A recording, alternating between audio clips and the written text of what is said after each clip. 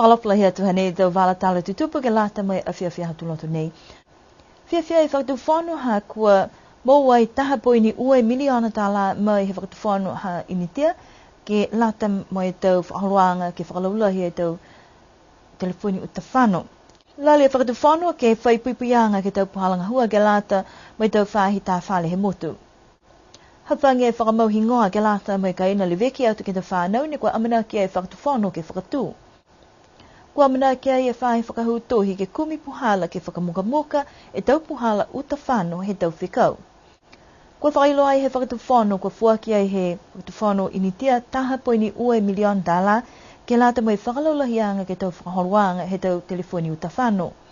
Ne whakailoa he whakatu whanu e lakaanga whau nei mai kua amana kia e ke whakamuli e maweheanga ke ho whesa e komisina tokolunga ha initia ke motu ko Nisilani he whahi tapu nei. Koe whahinga hua maua mai whakawhanwhekau ne lewe kia atua i ke tau whakahoruanga nei mai tau telefoni uta whanu ko pehe mai koe mga hunei ko whakaonga ni he 2G mai kua tua i lahi. Ko whiawhiala he whakatu whanu ni we pihia ni mai whahinga hua ha ko mai kia i ke maua i te tupe ke whakatua i whalua tau koloa ke horuki mai mitaki mai whakaonga i he 4G ke o tatai mai lalulangi. Koe kakano he lakaanga whau nei, tau mai kia ke whakalaulahi atu e tau puhala whakaonga ke he tau whuni uta whano, ke moua mo e whakawhanua e tau whakasino, mai ke tutaki ke whalua tau whakaluanga ke internete, kai whakaonga i he mobile data. Kai ke kua ngahua, tau mawhisi, mai mahomo atu e tau whakaluanga, malutolu ne kua whakaonga i tau telefoni uta whano. Mai longa fuki, koe whalua tau mtangahua ni kua whakatupe he whakatuwhanu he initia ke tau mga hui kua mori ki tua, koe tau whakalulahianga ke he whale maha kese, pia fuki ni mwhali tau whuata, mai tau ngahua ke tau maanga. Kua whakau e whakatuwhanu ni we, ha koe tau laumatai nei ne kua whakatumau ke fuaki mai motu. Whai whakatokaanga whou e whahinga hua ni lewe kia atua i ke he tau utilities ni kua lali ke tau se, taha pepa ngahua mai tau tangata, mai tau pisinisi ni kua ngahua ke he tau whahi tā whale.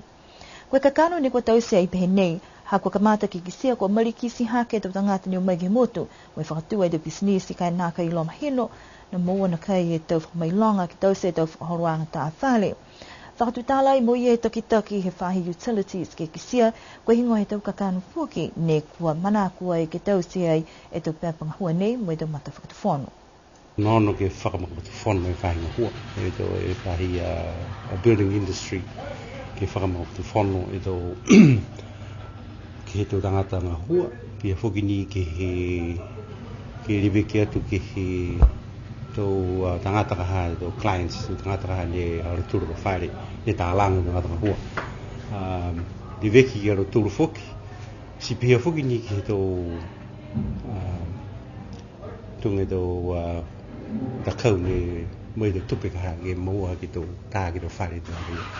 So koe takakanu whoki koe lauri ki unu hake ke whakamitaki whahinga industry o ka mota ke improve the standards ka.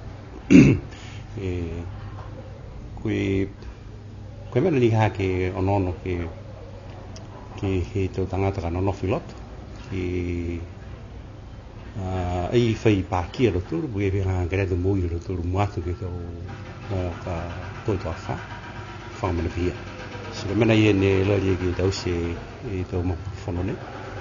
Ke rewe kia ki osi ne roturu osi tangata he motu, so tangata ne tātanga hua he motu, tangata ni ne roturu to kaina, pia whoki ni ke improve the standards. Me rewe ki whoki ni ke tangata hua roturu. Ke ua mai noni i roa mai whafu si ngā hua.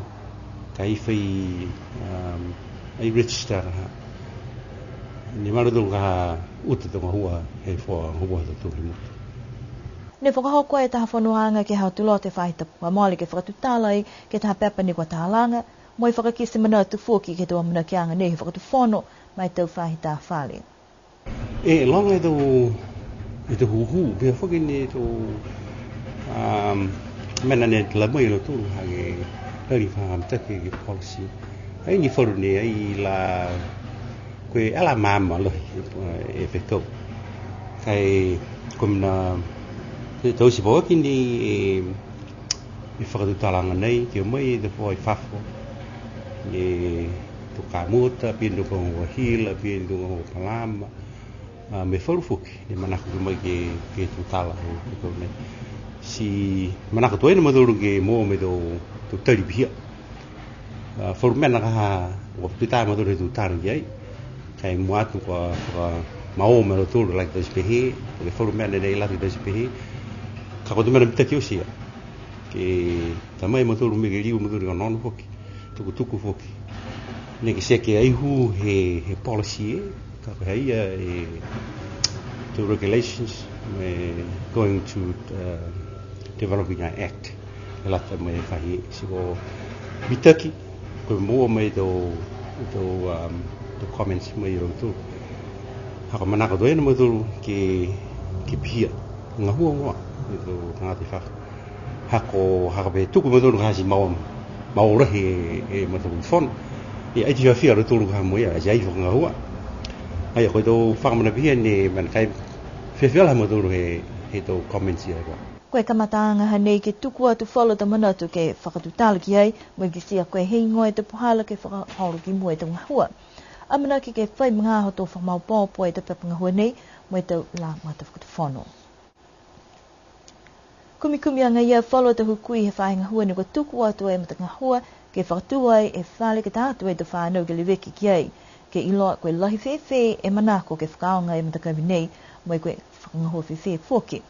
Ko mta hiku he tau ka mole nei whakailoai he whakatu whonu e amana ki ang ke whakatuai e taha mta kawi ke tātu te whanau ki ai, ke mai ke ai te matua ke liri watu ke he tau ngahuanga. Ne whakatokai ue whale mai he aonga te whanau ki eki halamhanga ke lātai mai mata ngahua ia, nā kaila whaitau sianga ia ke hiki hake ke he wala whanua i whanua kula. Pese ni wa manako ke kamata ke he tau nei, ko pehe mai whalo he tau taki, ne ko leweki atu ke mata ngahua nei, nā kaila whai mga ho ia ke whakatoke ke mau pōpō i mata ngahua nei. Hoko mai ke mga nei kua tuku atu ai ke tama matua. Ke ne kua manako ke tātua i tō whānau, ke whakapuke tō pepa, ke iloa mahino, koe fuafua ke whehe whānau, mai kua whakatoka ke talia i alo tōru ne kua tua i tahe tau, ke hoko atu ke tōle tau mo hewe mahina. Nā kaila whai whailoanga koe whehe tō tupe ke tō tongi, pa ke mga hala whe ka hawhangi ai. Tahe puha toi fōu ne kua taka ke he loto tāni ko alofi, ne kua tuku mai tau whakaonganga he tu tangata, ha koe lali ke whakamuka e tau puhala ke mai ke tu tangata ke whakawhanua e tau tuhi. Tala hawe ia e taki he Kiwi Bank ko Wayne McCorn, koe whalu puhala hanei ne kua lali ke whakaohoa e tu tangata ke whakaonga e tau puhala whakahutohi, mo e muka fuki, ka eke kua nākai hawhangi e whali tuhi. Pese ni kua holgi mua mo e tau lākau hila ne kua mai ke mawhisi tau whikau, kai hanga ia ni whalu tangata ni kua whiawhia ke whakaonga tu puhala tuai, ke moa i tu kalatohi. Whai amina ki anga ke tuku whoki whalu puha tohi pehe nei ke whalu i tau maangi toa, kai kumi puhala ngai alo i tōru ke whakafuafua ke tau uru tohi, ke mai ke tu tangata ke whakahut e tau tohi kai nā kai whakatari o mai ki alofi. Tō mai ke he tu tangata ngahua halo tōru ke uatu, mai ta mai te koloa mai te puha tohia, langa taha he whahi tapu. Rose mehna ia e tau walatali tutupu ka lātu mea whewhinei wani mawhoki, hai ia e tau whakawhiawhia ka lātu mea Hawaitangi, ne kua amnaki ke whakahopu ai ke kaina nofo, he kumisena tokolunga ni silani i te peo, ke mai ke mai hawhangi ai ke tau tangata i hata tūla motu. Kena nofo a, nuine pō, pia whoki meo ki o ka hatapu ni hangau te kei. Nuine pō.